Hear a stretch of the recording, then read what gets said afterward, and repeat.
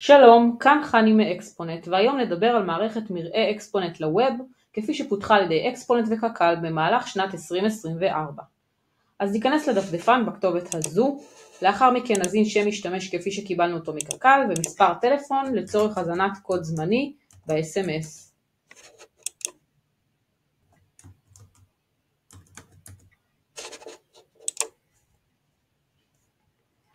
נכנסנו למערכת, למסך הראשי. אז כמו שאתם רואים, בחלק הימני של המסך ניתן לראות את כל המסכים שיש במערכת. אנחנו נציג כל אחד מהם לפי הסדר שלהם בספר ההדרכה. נתחיל במגדלים. תחת מגדלים מופיעה בעצם רשימה של כל המגדלים הקיימים, המספר שלהם במערכת, לדוגמה כאן 1000, הקטגוריה של מועדי ראייה שלהם, לדוגמה עונתי או לא עונתי או משולב שזה גם וגם.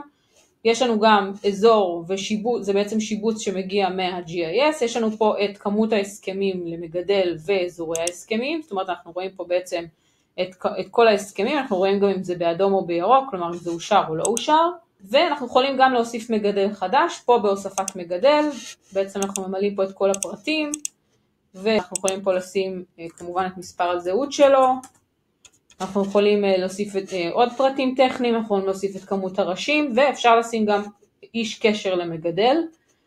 לדוגמה, אני ארשום פה איזשהו שם רנדומלי, ואם אני רוצה עוד איש קשר, אז אני אוסיף פשוט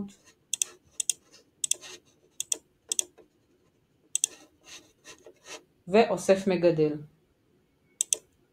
ובריחוף על גבי הרשימה, יותר נכון בלחיצה כפולה, אנחנו רואים פה פרטים נוספים על המגדל, אנחנו רואים בעצם את האזור גידול שלו על גבי המפה, אנחנו רואים עוד נתונים טכניים עליו, אנחנו רואים ייעוד משבצת, כמות ראשים, מספר טלפון, חלק מהנתונים הללו אכן מגיעים גם מה-GIS, ופעולות נוספות שאפשר לבצע, אפשר לעשות סינון פה לפי נתונים מסוימים כמו מגדל, אזור, כתובת, טלפון וכו', אפשר גם להשתמש בחיפוש החופשי, כלומר לדוגמה לרשום חלק משם של מגדל ולקבל כרטיס שלו, אפשר גם לרשום לדוגמה אזור ולקבל את כל המגדלים באזור הזה, ואז אפשר גם לייצא את התוצאות או להדפסה או לאקסל, אני אראה כאן דוגמה אחת של הורדה לאקסל, הנה יש לנו פה את הקובץ האקסל עם רשימת המגדלים וכל הפרטים שלהם. נעבור להסכמים. במסך הסכמים יוצגו כל ההסכמים שנוצרו במובייל, כולל כל המידע עליהם והסטטוס שלהם בסבב האישורים. ניתן להוריד את ההסכם לתיקיית הורדות במחשבכם, בלחיצה על האייקון שלו. בואו נוריד הסכם לדוגמה. הנה כמו שאתם רואים, יש כאן את כל הפרטים, כולל חתימה של המגדל, עלות ומפה עם שיבוץ שניתן לראות ויזואלית. מנהל האזור מקבל מייל שממתין לו הסכם לאישור, ולפי ההרשאות שלו והתור שלו בסבב, הוא יכול לאשר את ההסכם. אנחנו בברירת מחדל בהסכמים לאישור, או לכל ההסכמים ולראות גם את ההסכמים שלא אושרו. לחילופין, ניתן פשוט לחתוך את האזור, כמו שעשינו קודם, חיפוש לפי שפלה, אני רואה את כל ההסכמים של שפלה, וניתן, כמו שאמרתי, לאשר. יש לנו 4 אפשרויות קיימות בסבב, תין, אושר, נדחה ולא בתוקף. אם מנהל האזור יבחר בנדחה, הוא יתבקש להזין סיבת דחייה. אם בטעות שלחו הסכם פעמיים, אז אפשר פשוט לדחות אחד מהם ולרשום בסיבת הדחייה בטעות פעמיים. ברגע שההסכם אושר, כלומר עבר לסטטוס אושר, נוצר PDF חדש שכולל את חתימת מנהל האזור. אז בעצם אנחנו נוכל שוב להוריד PDF עם הסכם חדש שכולל את החתימה. כמו שאמרתי קודם, ניתן לבצע חיפושים ספציפיים בממשק הסינון, או לבצע חיפוש חופשי לפי מילת מפתח, כמו שעשיתי כאן, שפלה, ואז לייצא לאקסל ולהדפסה. אפשרות נוספת שיש לנו ממסך הסכמים, זה בשלוש נקודות משמאל לרשימת ההסכמים, הוספה של טופס 3. אנחנו לוחצים על הוספת טופס 3, נפתח לנו החלון, אנחנו ממלאים פה את כל הפרטים, ואז זה עובר למסך של הטפסים. נעבור לאישורים. אז במסך האישורים יוצגו כל האישורים שנוצרו במובייל, כולל כל המידע עליהם, וניתן להוריד את האישור בלחיצה על האייקון שלו. גם כאן אני אעשה איזשהו חיפושון, והוריד רישיון של אחד המגדלים. הנה רישיון הראייה. ניתן לעשות את החיפוש גם לפי סינון, לפי מגדל או מספר אישור, וניתן גם לבצע חיפוש חופשי. נעבור לטפסים.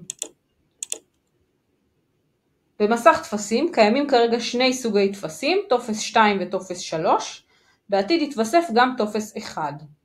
אז בטופס 2, במסך הזה יוצגו כל טופסי 2 שהוזנו במובייל וממתינים לאישור, כולל כל המידע עליהם.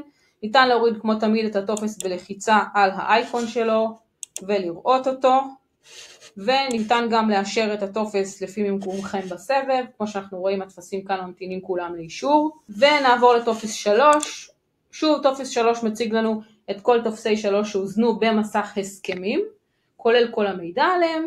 ניתן להוריד כמו תמיד את הטופס בלחיצה על האייקון שלו. נעבור לבקשות. המערכת בעצם נפתחת בבקשות, הבקשות נוצרות מהמובייל ועוברות לכאן לאישור על ידי מנהל יחידת מראה. בואו נסתכל על העמודות. יש לנו ככה, תאריך של הבקשה, מספר הבקשה, שם הרואה, תקציב של רשות המראה, המערכת מושכת את זה אוטומטית מה-GIS על פי האזור, אבל זה ניתן לשינוי. יש לנו את שם המגדל, יש לנו את היער, אזור, מרחב, עלות מתוכננת ועלות מאושרת, ויש לנו גם כמות פריטים בבקשה, תאריך נדרש, משתמש יכול לבנות לו תוכנית עבודה לתאריך ספציפי, וניתן גם להוסיף תאריך ביצוע, שזה יוטמע בהמשך על ידי קק"ל. בלחיצה כפולה או בלחיצה על העיפרון של הרשומה, ניתן לראות את הפריטים שיש בבקשה, בסוגריים ניתן לראות את מספר הבקשה או האורך, ניתן גם לשנות פרופורציות אחורה וקדימה במפה, עם הגלגלת או על הפלוס והמינוס, וניתן גם לאשר את הבקשה. אז ניתן לאשר או פריט בודד על ידי לחיצה על הצ'קבוקס שלו, אז לחיצה על ממתין לאישור, או לחיצה בראש העמודה על כל הרשומות, והילילה כלפי מטה, ולחיצה על מאשר או נדחה או ממתין לאישור, וכרגע אנחנו נלחץ על מאשר. יפה, הנה אנחנו רואים שמספר בקשה 154 הפך לירוק, מאושר. כשמאשרים, נשלח מייל למבקש הבקשה ולמנהלת הכספים של קק"ל, שאושר באופן חלקי או מלא. נמשיך לכלים למנהלי מערכת. יש לנו בעצם 3 מסכים שרלוונטיים למנהלי מערכת, זה מחירונים, משתמשים ותשתיות. אז בעצם במחירונים אנחנו מנהלים מחיר לפריט שמקושר ל-GIS, כלומר כשנפתחת בקשה המערכת מושכת מחיר לפריט. כל פריט מתומחר על ידי סיווג וקטגוריה, שעבורם ניתן להוסיף רשומות בתשתיות. בואו נראה, יש לנו אפשרות להוסיף קטגוריה, כמו גדר לבנונית וסיווג. והדבר הבא שיש לנו זה הוספת משתמשים, ובעצם שוב מנהל המערכת יכול להוסיף פה משתמשים לשימוש במערכת.